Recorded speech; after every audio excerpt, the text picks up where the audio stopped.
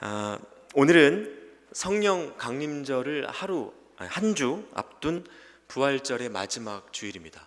오늘이 부활절 몇째 주일인지 아십니까? 광고 때마다 제가 이렇게 그때그때 말씀드렸었거든요.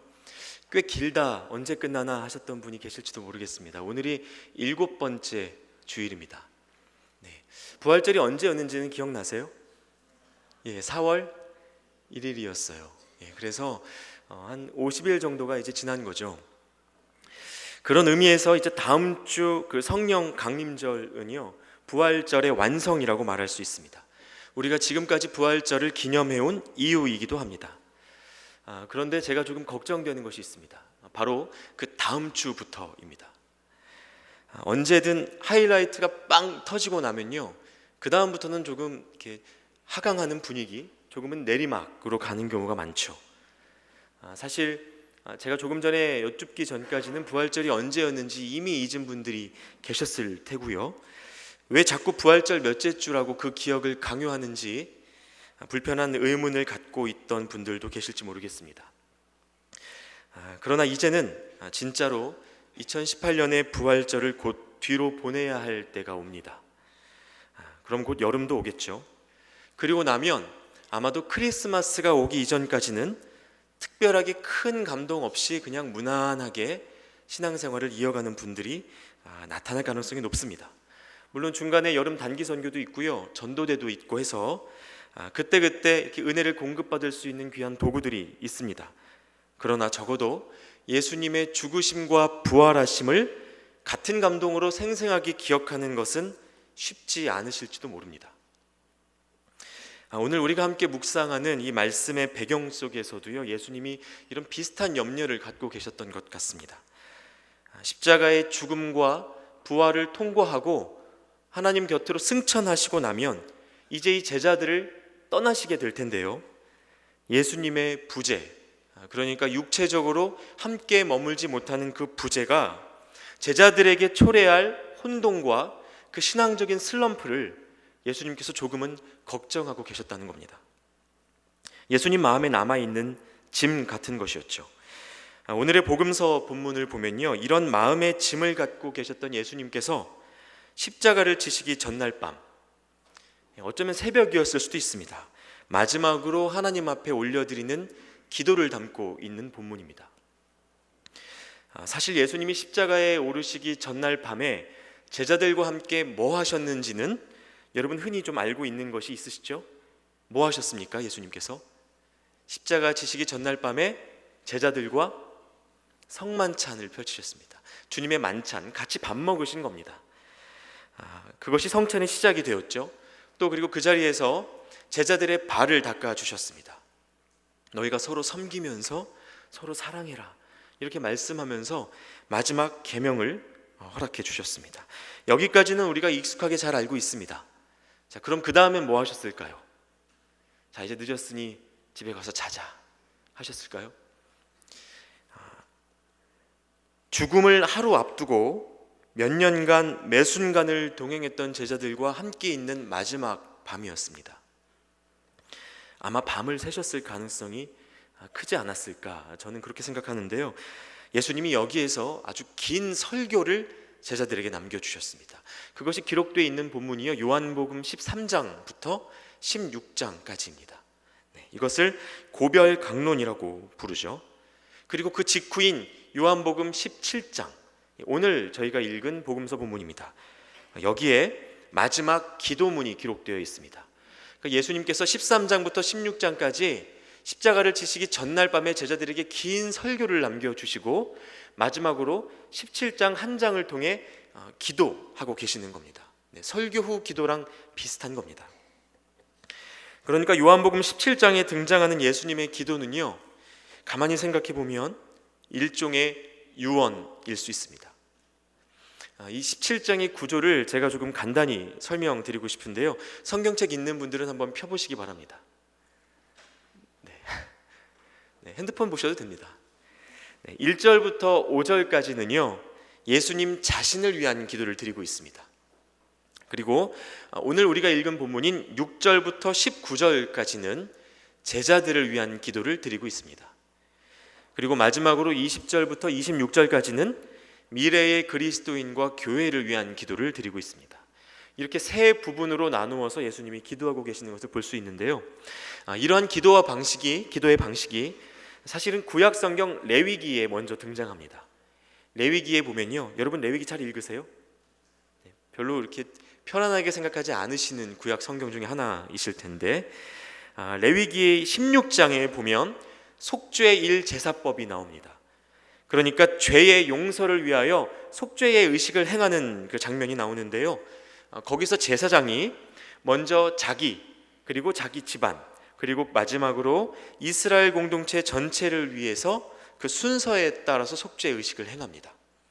오늘 예수님이 기도하시는 순서가요, 그 꼭 제사장의 기도의 순서를 그대로 따라가고 계시는 것을 요한복음에서 확인할 수가 있습니다. 제가 설교 초반에 이 말씀의 구조를 좀 설명드리고 읽기 힘든 레위기까지 나오고 또 안 피던 성경까지 피라고 하니까 뭘 그런 것까지 다 이렇게 알아야 되나 하는 표정이신데요. 여러분 그러지 마시고 성경을 좀 가까이 이렇게 하실 수 있으면 좋겠습니다. 오늘 예수님의 기도문 안에도요, 우리가 말씀을 가까이 하기를 구하시는 모습이 나타나 있습니다. 그래서 이것은 제 부탁이 아니고 예수님의 소원입니다. 여러분 말씀을 가까이 하시길 바랍니다. 네, 자, 기대했던 만큼의 아멘이었습니다. 당황하지 않을 겁니다.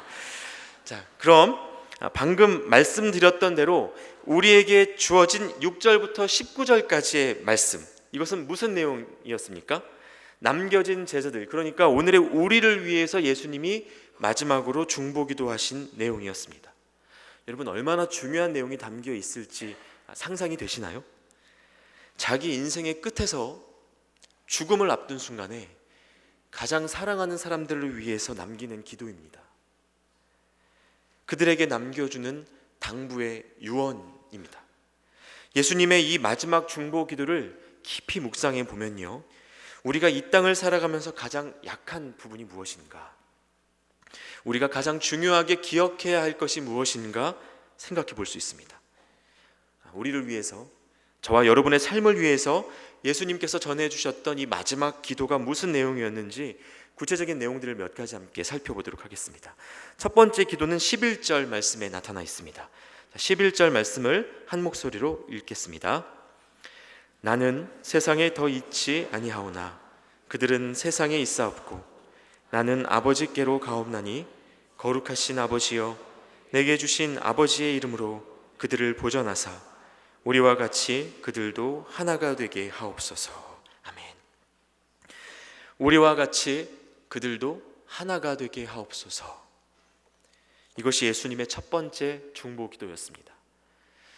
예수님과 떨어져 지내면서 예수님이 눈에 보이지 않은 채로 살아갈 우리들을 위하여 예수님께서 걱정하시며 처음으로 하셨던 기도가 내 제자들이, 나의 자녀들이 하나가 되게 해주십시오 였습니다. 왜 이런 기도를 하셨을까요? 예수님께서는 이 세상에 가득할 분열과 소외의 문제를 이미 알고 계셨던 것 같습니다. 나와 네가 다르고 또 우리와 그들이 달라서 그렇게 하나 될 수 없는 상태 말입니다. 성경에도 보면요, 예수님께서 승천하시지 얼마 되지 않아서 고린도 교회 안에서 벌써 분파가 생기는 것을 확인할 수 있습니다. 나는 바울이 좋아. 나는 바울을 따라갈 거야. 나는 베드로가 내 스타일과 맞아. 나는 베드로 스타일을 따라갈 거야. 아니야, 나는 그리스에서 온 아볼로라는 청년이 좋아. 나는 저 사람을 따라갈 거야. 너희들 지금 뭐 하는 거야? 나는 예수님만 따라갈 거야. 이런 사람들, 네 가지 분파로 고린도 교회가 분열된 것을 우리가 확인할 수 있습니다. 예수님의 우려가 헛된 우려가 아니었다는 것을 확인할 수 있는 겁니다. 사실은 초대교회로 갈 것도 없고요, 바로 몇 시간 후에 이 말씀, 이 기도를 듣고 있는 제자들 중에 한 사람이 예수님을 팔아넘기는 일이 일어납니다. 그래서 하루가 지나지 않아 이 제자들 공동체 안에 서로를 향한 불신과 미움이 일어나기 시작했습니다. 여러분, 이것이 사람들이 존재하는 모든 공동체 안에서 지금도 일어나고 있는 일입니다. 제가 지금 말씀을 전하고 있는데요, 이 자리에 어떤 분은 제 말씀을 제 말이 아니라 하나님의 말씀으로 받아들이면서 저랑 가까운 마음, 하나 된 마음이 되어 가실 수도 있을 겁니다. 그러나 어떤 분은 어떤 이유를 들어서든 제 목소리가 싫으시든 제 그냥 얼굴이 그냥 싫으시든 설교를 듣는 이 순간이 그냥 싫으시든지 간에 저와 이 말씀을 밀어내면서 저랑 다른 마음으로 분열되고 계시는 분도 계실 수 있습니다. 또 지금 이렇게 여러분이 함께 앉아 계시는데요, 옆에 있는 사람이 괜찮은 사람 같아서 편하게 앉아 계신 분들도 계시겠지만 또 어떤 분은 왜 내 옆으로 온 거야 이러면서 가능한 한 거리를 두고 계신 분도 계실지 모릅니다. 나 자신이 인정하는 만큼만 다른 누군가와 하나 될 수 있는 것, 이것이 우리 모두를 묶고 있는 마음의 한계라는 겁니다. 물론 억지로 하나 된 것처럼 보이게 할 수는 있습니다. 제가 여러분 이렇게 보면요, 여러분 정말 한 마음으로 되어 있는 것처럼 보일 때가 있어요. 그러나 전 속지 않습니다. 제가 고등학교 때 2회 졸업생이었거든요. 고등학교 선배가 저한테는 한 기수밖에 없는 겁니다. 제가 고등학교 들어갔을 때 그래서 학교가 지어진 지 얼마 안 됐었기 때문에 교복도 정해져 있지가 않았습니다. 몇 개월 동안 교복이 없었어요. 참 감사하게도 학교에서 팜플렛을 그 교복 샘플을 몇 개 골라서 저희에게 이렇게 나누어 주셨거든요. 그래서 보고 너희들이 골라라. 그래서 학생들이 함께 교복을 골랐습니다. 뜻이 모아졌고요, 한 옷을 입게 되었습니다. 하나 된 것처럼 보였어요. 그런데 정말 그랬을까요? 똑같은 교복인데 수선하는 사람들이 생기는 겁니다. 짧게 입는 사람, 길게 입는 사람, 여러 벌 사서 돌려 입는 사람, 하나만 주구장창 입는 사람, 셔츠를 접어 입는 사람, 단추를 풀고 다니는 사람, 너무 다양해서 멀리서 봐야 한 학교 학생들이라는 걸 확인할 수 있을 정도였어요. 여러분, 세상은요, 이런 사람들을 하나로 만들기 위해서 권력이나 지위나 힘을 사용합니다. 학교에서도 선생님의 힘을 뒤에 업은 선도들이 복장 단속을 하죠. 그리고 겉모습을 교정함으로써 한화된 모양을 만들어 갑니다. 그러나 이것은 사실 가장입니다. 하나된 모습이 아니라는 겁니다. 또 대부분의 사람들은 힘을 갖게 되면 하나 되게 해달라고 기도하면서도 타인이 나와 같이 되기를 바라지 내가 그들과 같이 되기를 힘쓰지는 않습니다. 이게 현실이죠. 아마 지금 이 순간에도 이 내용에 공감하시는 분들 대부분이 스스로를 피해자라고 생각하고 계실 겁니다. 나도 그런 사람 알아. 그 사람도 나에게 자기처럼 되기를 강요해 라고 생각하실 거예요. 그러나 여러분, 지금 이 말씀을 다른 누군가를 정죄하는 용도로 쓰지 않으시기를 바랍니다. 다른 사람의 이야기가 아니고 우리 각자의 이야기, 우리 모두의 이야기입니다. 우리는 힘을 갖게 되면 다른 사람이 나와 같이 되기를 바라지 내가 그들과 같이 되기를 포기하는 인간적인 본성을 갖고 있는 사람들입니다. 어쨌든 분명한 것은 힘을 이용해서 하나 된 모양을 만드는 것, 이것은 하나님이 말씀하시는 연합이 아니라는 겁니다. 예수님께서 우리를 위하여 간구하시는 이 하나됨은 꾸며진 겉모습으로 이루어져 가는 것이 아니죠. 조금 전에 읽은 그 말씀 속에요, 우리와 같이 그들도 하나가 되게 하옵소서라고 예수님이 기도하고 계십니다. 우리와 같이 그들도 하나가 되게 하옵소서. 여기서 우리와 같이라는 말이 굉장히 짧은데 21절 말씀을 보면 조금 더 구체적으로 기록되어 있습니다. 21절 말씀을 같이 한번 읽겠습니다. 아버지여, 아버지께서 내 안에 내가 아버지 안에 있는 것 같이 그들도 다 하나가 되어 우리 안에 있게 하사 세상으로 아버지께서 나를 보내신 것을 믿게 하옵소서.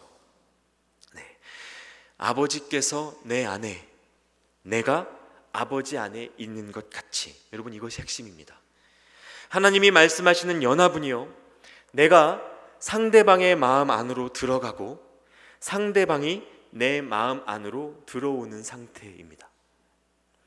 나와 네가 분리되어 내 마음은 내가 그대로, 네 마음은 네가 그대로 가진 채로 이루어가는 연합이 아니고요, 내가 그 사람의 마음이 되고 그 사람이 내 마음이 되는 것이 하나님이 말씀하시는 연합입니다. 결국 예수님이 그토록 기도하고 계시는 우리의 하나됨은 각자의 마음이 자기 자신으로부터 떠날 때에 시작되는 일입니다. 예수님이 하늘의 보좌를 버리시고 인간이 되어 오셨던 것처럼 나를 포기하고 타인의 마음으로 뻗어가고자 하는 그 걸음이 있을 때에만 우리 안에 하나됨이 일어납니다. 이 원리가 그대로 적용되는 것이 죽은 자에게만 주어지는 부활입니다. 여러분, 부활이 누구에게 주어집니까? 부활은 다른 사람을 위해서 생명을 내어주는 자에게 주어지는 하나님의 선물입니다. 그러니까 다른 사람을 위해서 자기의 생명을 내어주지 않으면 그 사람에게는 부활이 없는 겁니다. 그 첫 번째 증거가 예수님이죠. 여기에서의 죽음은 물리적인 죽음만을 말하는 것이 아닙니다. 사람을 살리고 일으키기 위해서 우리의 힘을, 우리의 시간을, 우리의 돈을 빼앗기고 가던 길을 멈추어 돌아서는 모든 행위가 성경이 말하는 죽음입니다. 가장 쉽게 알아챌 수 있는 것이 뭐가 있냐면요, 우리가 하기 싫은 그것, 내가 죽어도 하기 싫은 그것이 우리가 죽는 길이고 우리를 부활로 이끌어가는 길이 될 가능성이 아주 높다는 사실을 여러분 주의 깊게 생각해 보셔야 됩니다. 내가 움켜쥐고 있는 내면의 생각, 나의 기준, 또 우리가 기대고 있는 모든 가치들을 누군가를 위해서 내려놓는 행위, 그게 성경이 말하는 죽음이고 성경이 말하는 연합입니다. 그래서 기독교가요, 죽지 않으려고 하면, 손해보지 않으려고 하면 그건 기독교가 아닙니다. 그런 교회 안에서는 부활이 경험될 수 없습니다. 마찬가지로 한 그리스도인이 철저히 내 안위를 지키면서 아무것도 내어주지 않고 아무것도 방해받지 않으려고 한다면 그 사람을 통한 연합은 이루어질 수 없습니다. 방해받지 않고 손해보지 않고 나를 포기하지 않고 이루어지는 연합은 예수님이 말씀하신 연합이 아니라는 겁니다. 그럼 어떻게 해야 우리가 자기 자신으로부터 벗어날 수 있을까요? 안타깝게도요, 내 힘으로 될 것 같을 때는 사람이 자기를 포기하지 못합니다. 얼마나 끈질긴지 모릅니다. 그러다가 자기 힘으로 어쩌지 못할 만한 고통이나 한계를 만나면 그제서야 하나님을 찾는 겁니다. 상황이 자기 자신을, 자기 삶의 바운더리 밖으로 밀어내다 보니 할 수 없이 나 자신으로부터 벗어나서 절대자를 찾게 되는 그 지경까지 이르게 되는 겁니다. 그래서 전도서 12장 1절 말씀은요, 청년들에게 이렇게 권고합니다. 너는 청년의 때에 아무 소망이 없다고 말하는 곤고한 날이 이르기 전에 너의 창조주를 기억하라. 이렇게 이야기합니다. 여러분, 믿음은 모든 것 위에 계신 하나님을 보는 힘입니다. 이 믿음이 우리에게 부어지기를 축복합니다. 또 오늘 말씀 7절에 보면요, 지금 그들은 아버지께서 내게 주신 것이 다 아버지께로부터 온 것인 줄 알았나이다 라고 기록하고 있습니다. 제자들이 예수님과 함께 있었고요, 예수님이 행하시는 일들을 바라보고 있었지만 그 모든 것이 하나님께로부터 온 것임을 인식하고 있었다는 말입니다. 여러분, 이것이 우리가 누군가와 연합할 수 있는 유일한 길입니다. 누군가를 바라볼 때요, 누구를 바라보든 그 위에 계신 하나님을 인식하는 겁니다. 그 사람 안에 있는 하나님을 바라보는 겁니다. 여러분, 하나님이 우리 인간을 어떤 모습으로 지으셨습니까? 창세기에 기록되어 있죠. 하나님의 형상대로 지으셨습니다. 왜 그렇게 지으셨을까요? 여러 가지 많은 이유가 있겠지만요, 오늘은 이렇게 말씀드릴 수 있을 것 같아요. 서로를 볼 때마다 하나님을 보라고. 우리가 하나님의 형상인 이유, 우리는 서로를 바라볼 때마다 하나님의 형상을 발견할 수 있는 겁니다. 그러므로 그 위에 계신 하나님을 인식할 수 있고 나 자신을 넘어서는 길을 발견하게 되는 겁니다. 여러분, 함께 예배하고 있는 옆 사람에게 이렇게 한번 인사해 보겠습니다. 나는 당신을 통해 하나님을 봅니다. 내게는 당신이 하나님 같습니다. 네, 위험한 발언일 수도 있지만 자극받으시기 바랍니다. 네. 자, 이어서 두 번째 기도를 함께 보도록 하겠습니다.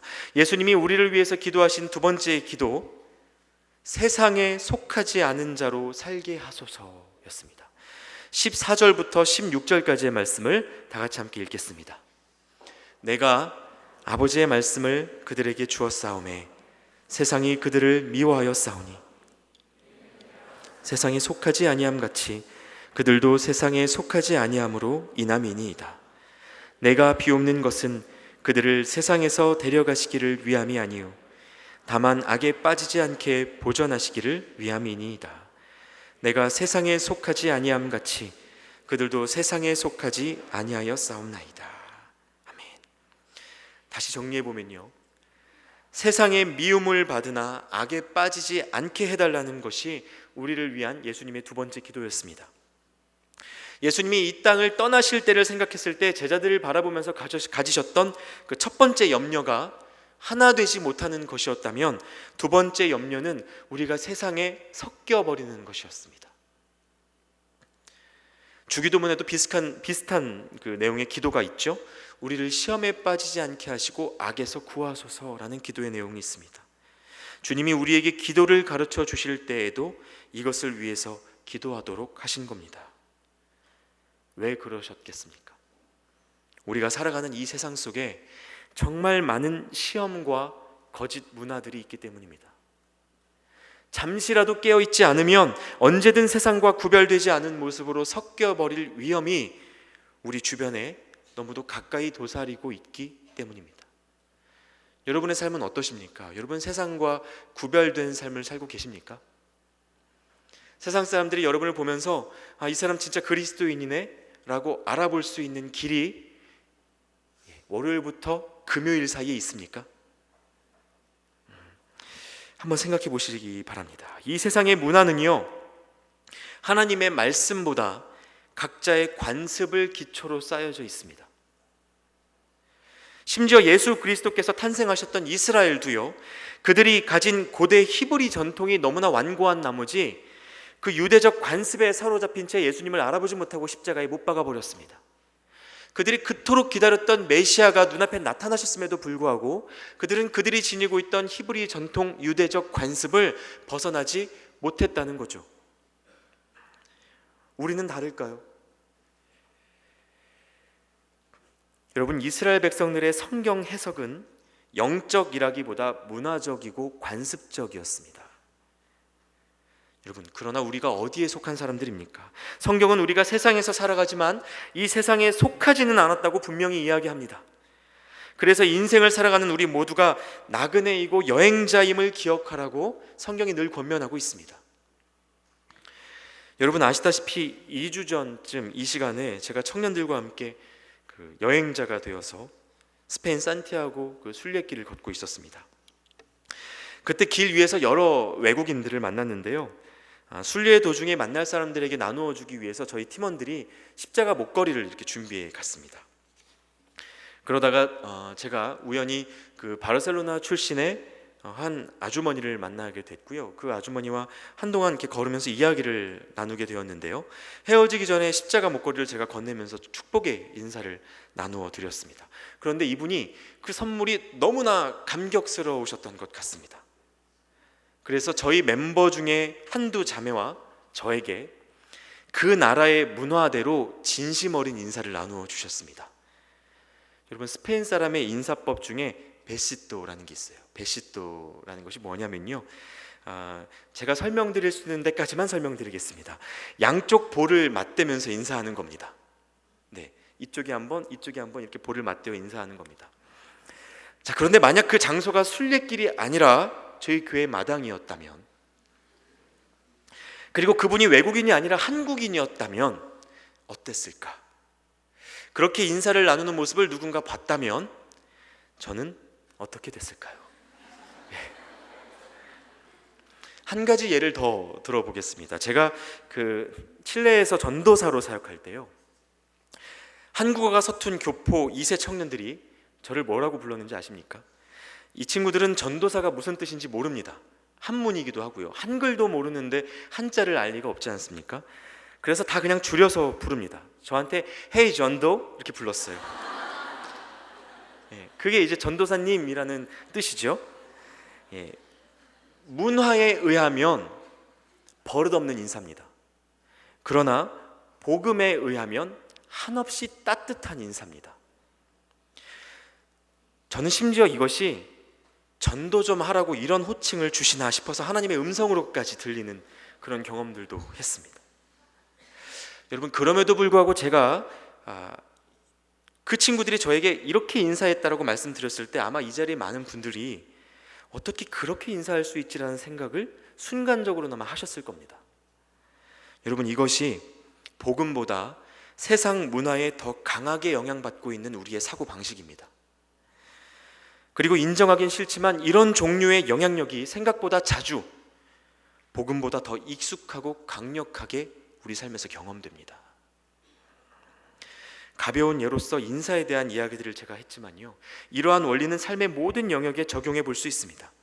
세상이 성공의 잣대로서 우리에게 요구하는 것들 말고 예수 그리스도께서 보여주신 진짜 복음의 기준이 무엇인지, 그리고 그것이 우리의 삶의 잣대로서 우리의 인생을 진짜 이끌어가고 있는지 생각해 볼 필요가 있다는 겁니다.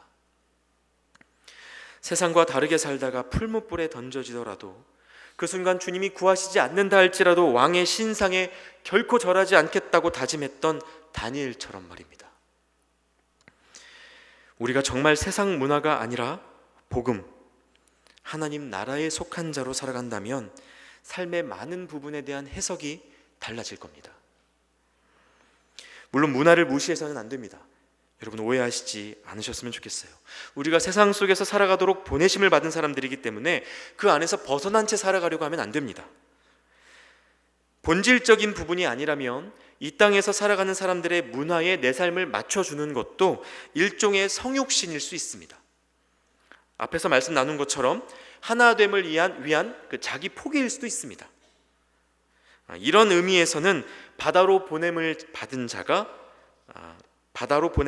배가 물을 떠나서는 안 되는 겁니다. 그러나 배는 바다 위에 떠 있어야 살지 잠기면 죽습니다. 우리가 세상 속에서 그들의 문화를 힘입어 존중하고 살아간다 할지라도 우리가 그것에서 잠기어 살아가는 것은 다른 문제라는 거예요. 여러분, 우리의 삶을 이끌어가는 기준이 복음이 되어야 합니다. 관습이 아니라, 어떤 절차가 아니라, 어떤 인간의 기준이 아니라 하나님의 말씀과 예수 그리스도의 복음이 우리 삶의 기준이 되는 은혜가 저와 여러분 모두에게 있기를 바랍니다. 그래서 여러분, 이 긴장감을 놓치지 말고요, 우리가 어디에 속한 사람인지 분명하게 드러내며 살아가시기 바랍니다. 월요일부터 금요일까지 교회와 가장 상관없어 보이는 현장 속에서 내 삶은 하나님을 알지 못하는 사람들과 무엇이 다른가 끊임없이 자문해 보시기 바랍니다. 이제 예수님의 마지막 기도입니다. 17절부터 19절까지의 말씀을 함께 읽어보겠습니다. 그들을 진리로 거룩하게 하옵소서. 아버지의 말씀은 진리이니이다. 아버지께서 나를 세상에 보내신 것 같이 나도 그들을 세상에 보내었고 또 그들을 위하여 내가 나를 거룩하게 하오니 이는 그들도 진리로 거룩함을 얻게 하려 함이니이다. 아멘. 네, 이 말씀 안에서 드러나는 예수님의 세 번째 기도는 우리가 진리 안에서 거룩하게 하소서입니다. 마지막으로 주님은 우리를 위해서 기도하실 때 우리가 거룩하게 살아갈 수 있도록 기도해 주셨습니다. 그런데 참 거룩의 전제가 무엇입니까? 이 말씀을 가만히 보시면 진리 안에 거하는 겁니다. 진리 안에서 거룩하게 살아가는 것. 그리고 17절 말씀에 의하면 그 진리는 하나님의 말씀을 일컫는 말입니다. 이번 주일에 해당하는 성서 일과 중에요, 오늘 읽지는 않았습니다만 복음서 본문의 평행 본문인 시편 1편이 있습니다. 이 시편 1편을 보면 이것이 강조되어 있습니다. 시편 1절부터 2절까지의 말씀을 제가 읽어드리겠습니다. 복 있는 사람은 악인들의 꾀를 따르지 아니하며 죄인들의 길에 서지 아니하며 오만한 자들의 자리에 앉지 아니하고 오직 여호와의 율법을 즐거워하여 그의 율법을 주야로 묵상하는도다. 복 있는 사람은 하나님의 말씀을, 그 율법을 주야로 묵상하는 사람이라고 시편 기자가 이야기하고 있습니다. 이 말씀이 곧 우리에게 주어진 진리이고 우리는 이 진리 안에서만 거룩해질 수 있다라고 이 성경의 모든 본문들이 우리에게 말씀하고 계신 겁니다. 하나님의 말씀을 가까이 하고 묵상하는 삶이 있을 때에만 우리가 참 거룩을 경험해 갈 수 있다는 거죠. 이것은 앞선 두 번째 기도의 내용과도 연결되는 것인데요, 여러분, 우리 안에 하나님의 말씀이 생생하면 생생할수록 세상의 문화보다 복음의 기준이 더욱 가깝게 느껴지는 것을 경험하실 수 있게 될 겁니다. 그래서 어떤 사람의 말이나 관습이 기준이 되는 것이 아니라 하나님의 말씀과 예수 그리스도의 삶이 우리의 새로운 기준이자 지표가 되는 것을 경험할 수 있게 됩니다. 이 모든 것이 우리가 말씀 안에 있을 때, 말씀을 주야로 묵상할 때 경험할 수 있는 일이라는 겁니다. 그때에서야 우리가 배워야 할 거룩이 무엇인지 더욱 분명하게 깨닫게 된다는 뜻이죠. 제가 이 거룩의 개념에 대해서는요, 청년부 예배에서 여러 번 설교했던 것 같습니다. 그런데 자주 들어도 이 생각의 습관이 바뀌는 것이 정말 쉽지 않아서 제가 다시 한번 이 거룩의 개념에 대해서 말씀을 나누려고 합니다. 여러분, 거룩이 무엇입니까? 성경책을 두 손으로 똑바로 이렇게 들고 있는 것이 거룩입니까? 제가 거룩해 보이세요? 편안하고 따뜻한 미소를 띄우면서 낮은 목소리로 할렐루야 하면 이것이 거룩입니까? 교회에서 눈을 감고 앉아 있거나 엎드려 있으면 거룩합니까? 제가 여러 번 설교했는데요, 거룩은 이런 가시적인 개념의 것이 아닙니다. 눈에 보이는 것으로 판단할 수 있는 일이 아니라는 거예요. 물론 어떤 지표가 될 수는 있습니다. 그러나 거룩은 진리이신 하나님의 말씀이 우리 안에 가득해서 우리의 삶을 이끌어가는 상태, 그것이 거룩입니다. 짧게 말하면 거룩은 하나님의 임재가 있는 모든 곳에 있습니다. 하나님의 말씀이 우리 안에 있어서 그 말씀이 우리 삶을 이끌어갈 때 그것이 우리가 거룩하다라고 인정받는다는 거예요. 자, 여러분이 잘 이해하셨는지 질문해 보겠습니다. 여러분 스스로 한번 생각해 보세요. 여러분 교회가 거룩합니까? 아니면 여러분 집에 그 화장실이 더 거룩합니까? 모릅니다. 어디가 더 거룩할지는 몰라요. 왜냐? 하나님의 임재가 없으면 교회는 한순간도 거룩할 수 없기 때문이죠. 하나님이 함께 하신다면 여러분 집의 화장실도 매 순간 거룩하기 때문이죠. 우리 안에 하나님의 말씀이 없다면 지금 이 모임도 예배가 아니라 그냥 종교 집회일 뿐입니다. 그러나 우리 안에 하나님의 말씀이 살아있다면 여러분이 일상 속에서 거친 손으로 행하는 모든 일이 가장 거룩한 예배가 될 수 있습니다. 여러분, 무엇이 주님이 우리에게 가르쳐 주신 진짜 거룩인지 바르게 이해해야 합니다. 이제 목소리 깔고 가만히 앉아 성경책 펴 있는 사람들 거룩하다고 착각하지 마십시오. 그건 거룩이 아닙니다. 진짜 거룩은 예수님을 닮은 삶을 통하여 확인할 수 있을 뿐입니다. 이어서 예수님이 가르치시는 또 다른 거룩의 의미를 오늘 본문 안에서도 찾을 수 있습니다. 18절과 19절 말씀을 제가 세 번역 성경으로 읽어드리겠습니다.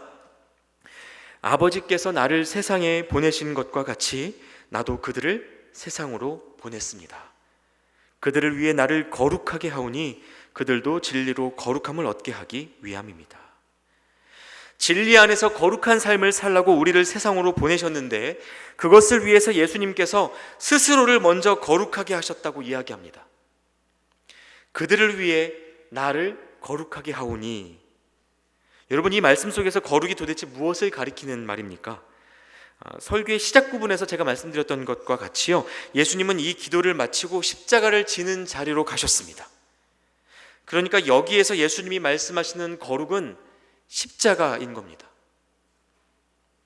그들을 위해 나를 거룩하게 하오니 라는 말의 뜻은 그들을 위하여 내가 십자가를 지오니 라는 말이라는 겁니다. 죄인인 우리를 살리시기 위한 죽음, 희생의 제물로 스스로를 던지신 이 사건이 예수님이 말씀하시는 거룩의 기준이라는 뜻입니다. 여러분, 그래서 거룩은 신앙의 내면적이고 개인적인 성품이 아니라 공동체적이고 사회적인 성품입니다. 누군가에게 전해지고 끼쳐져야 할 영적 덕목입니다. 그러니까 혼자 거룩한 일은 불가능합니다. 누군가를 위하여 내 것을 내어주고 예수님이 하셨던 것과 같이 십자가를 지는 일이 있을 때에 그 안에서 우리가 거룩을 확인할 수 있는 겁니다. 여러분, 주님이 간절히 기도하셨던 대로 우리에게 진짜 거룩이 있습니까? 이제 마지막으로 오늘 말씀 속에서 우리를 위해 기도하셨던 예수님의 기도를 같이 한번 되짚어 보면 좋겠습니다. 그분은 우리가 하나가 되어서 세상에 속하지 않은 자로서 진리 안에서 거룩한 삶을 살게 해달라고 기도하셨습니다.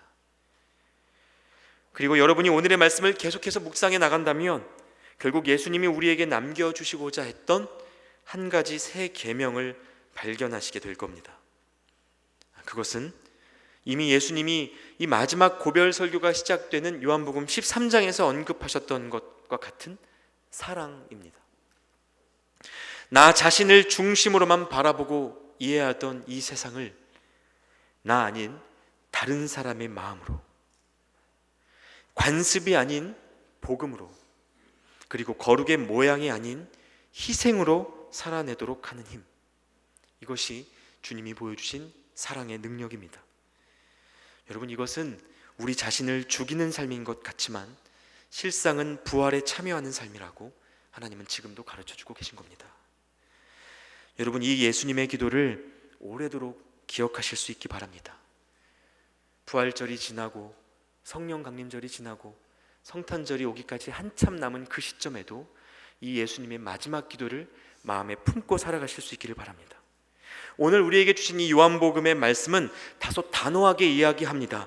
예수님은 이 세상에 더 이상 계시지 않을 것이며 남는 것은 우리라고 조금은 단호하게 이야기합니다. 그리고 이것은 일종의 파송이자 부르심이어서 이제 이 땅에 남아있는 우리가 예수로서 살아가야 한다고 요한은 선포하고 있습니다. 바로 이 때문에 예수님이 이토록 간절하게 우리를 위하여 중보기도 하고 계신 겁니다. 더 이상 말씀을 성경 안에 묻어두지 마시고 여러분의 생각과 마음으로, 그리고 여러분의 손과 발로 가지고 나오십시오. 본성대로, 관습대로 자기 자신을 위로하는 방식으로 살아가던 삶에 도전하십시오. 그렇게 예수님의 소원대로 이 세상 속에 작은 예수가 되어서 사람을 사랑하고 섬기며 살아가십시오. 다음 주면 성령 강림절입니다. 바로 이 일을 위해서 예수님이 우리에게 성령을 허락해 주실 줄 믿습니다. 이제 같이 찬양하고 기도하는 시간 갖도록 하겠습니다. 이 시간 우리 같이 찬양하실 때 하나님 아버지의 마음이란 찬양 함께 부르실 겁니다. 오늘의 말씀 함께 기억하시면서 우리 안에 놓치고 있었던 하나됨을 회복할 수 있게 해달라고, 그저 나 자신을 위한 방식으로 관습에 따라 본성에 따라 살아가던 우리의 이기심이 내려놓아지고 이제는 복음을 기준 삼아 다른 사람을 섬기며 살아가는 참 거룩이 우리 안에 회복될 수 있도록 해달라고, 그 간절한 기도 제목을 마음에 품고 이 찬양의 고백을 하나님 앞에 올려드릴 수 있으면 좋겠습니다. 함께 찬양하겠습니다. 아버지, 당신의 마음이 있는 곳에 나의 마음이 있기를 원해요. 아버지, 당신의 눈물이 고인 곳에 나의 눈물이 고이길 원해요. 아버지, 당신이 바라보는 영혼에게 나의 두 눈이 향하길 원해요. 아버지, 당신이 울고 있는 어두운 땅에 나의 두 발이 향하길 원해요. 나의 마음이 아버지의 마음 알아. 내 모든 뜻 아버지의 뜻이 될 수 있기를. 나의 온몸이 아버지의 마음 알아. 내 모든 삶 당신의 삶 처음부터 찬양합니다. 아버지, 당신의 마음이 있는 곳에 나의 마음이 있기를 원해요. 아버지, 당신의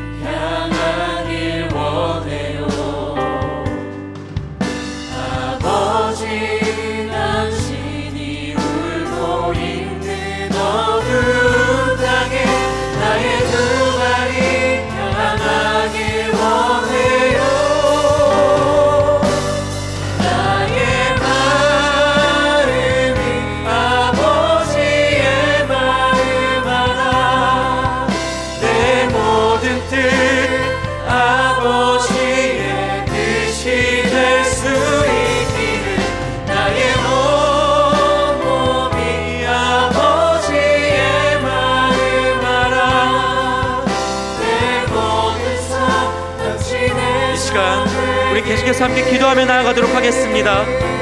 우리를 향한 고난과 죽으심과 그 부활의 은혜를 잊은 채 살아가던 우리, 그 연약함을 하나님 앞에 함께 고백하며 그럼에도 불구하고 우리를 위해 기도하시고 새롭게 일으키시기 원하는 예수님의 마음을 경험하게 해달라고, 주님께서 기도하셨듯 우리가 하나 되어 세상과 구별된 자로 진리 안에서 거룩하게 살아가도록 이끌어달라고 우리 입술을 열어 하나님 앞에 함께 기도하며 나아가도록 하겠습니다. 기도하겠습니다. 하나님 감사합니다. 우리 가운데 함께 하여 주시니 우리 새롭게 하여 주시옵소서. 하나님의 말씀을 읽고 하나님의 뜻을 거룩한 삶을 살아가는 감사의 말씀 여겨주시사 오늘의 무리함을 드시는 것과 주께서 우리 위하여 어떻게 죽으셨고 어떻게 살아나셨는지를 기억하시고 살아주시옵소서. 아버지 말씀을 주시옵소서. 주시고 하나님의 말씀을 주시옵소서. 함께 하여 주시사